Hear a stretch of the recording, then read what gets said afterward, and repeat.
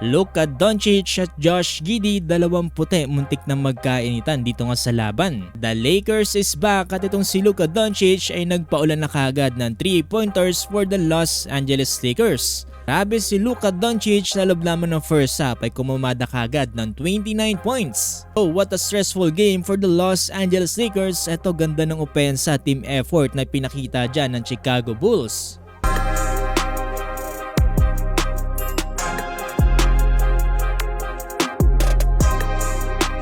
Eto na mga boss, no, Los Angeles Lakers kontra nga dito sa Chicago Bulls at eto finally nagbabalik na nga dito ang starting lineup dito nga ng LA. Babalik na rin dito si LeBron James, gayon din etong sila Rui Hachimura, Austin Reeves at itong si Luka Doncic. Though meron nga lang mga minutes restrictions pa dito nga para kay Rui at dito nga para kay LBJ. First points of the first quarter is from Chicago Bulls mula nga yan dito sa 3-pointer ni Nikola Vucevic. Sa Los Angeles Lakers naman, unang puntos ay mula sa hook shot ni Jackson Hayes, sinundan ng 2 points mula sa nagbabalik dito na si LeBron James. Looking good atong si Lolo Bron. Panimula pa lang ng quarter, eto kay na kagad si Jackson Hayes, tapos eto unti-unti rin naman pumupukol dito nga si Luka Doncic. Mukhang maganda ang aura ngayon dito nga ni Boss Luka, eto tumatawa-tawa lang. Pero nasundan niyan dito ni Matas Busalis mula nga dito sa kanyang dribble drive behind the back at 100 dunk finish kontra nga dito kay Luka Doncic.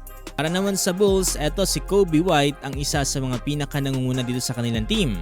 Ayon sa kanyang pagpapakawala ng 3-pointer, pero sagot din naman yan dito nga ni Luka Doncic mula nga dito sa kanyang back-to-back 3-pointers for Los Angeles Lakers. Halos dikitan lang ang laban dito at mainit pareho on both sides na sila Luka at ito nga si Coby White. Natapos ng first quarter laman ng isang puntos sa Bulls, 32-31.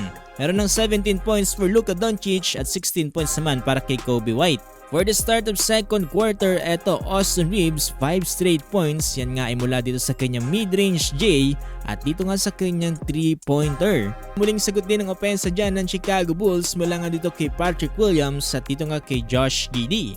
Sumali rin etong si LeBron James sa mainit na outside shooting dito nga nila Austin Reeves at dito nga ni Luka Doncic. Pero kudos para sa Chicago Bulls mga boss, no, talaga napapantayan din nila dito yung ginagawang opensa ng Los Angeles Lakers. Bilis yung transition ng Bulls, medyo naiiwan yung depensa dito ng Lakers kaya naman napatawag sila dito ng timeout.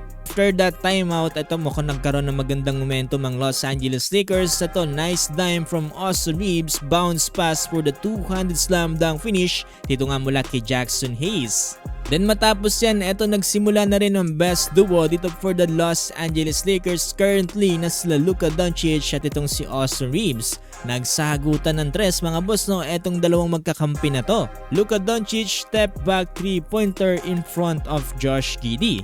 Masyadong mainit sa tres etong si Luka Doncic. Pero natapos ng first half 65-62 lamang ang Bulls at ito meron ng 29 points for Luka Doncic, 16 points naman for Austin Reeves at ito 19 points for Coby White. For the start of third quarter, ito LeBron James 2 possessions mula dito sa kanyang dunk at isang floater. But nonetheless, ito still ganda na pinapakita dyan ng Chicago Bulls mula kila Matas Busalis at ito nga kay Coby White back-to-back 3-pointers. Finally, Rui Hachimura nakitaan na rin natin dito sa picture. Tapos eto, nangyari na naman kay Luka Doncic yung mga ginagawa sa kanya ng mga players.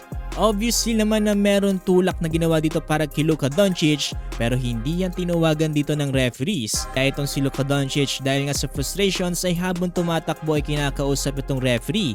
At dahil nga hindi siya nakatingin sa dinadaanan niya ay nabunggo niya itong si Josh Giddey. Tapos nga niyan ay ito natawagan na ng tuluyan ng technical foul etong si Luka Doncic. Sisimula na tuloy maging stressful to para sa Los Angeles Lakers at ito patuloy pang mainit na outside shooting dito nga ng Bulls. Ganda pa ng kanilang rotation dito kaya natapos ng third quarter 104-89. Meron na dito 34 points for Luka Doncic at ito 31 points naman for Coby White.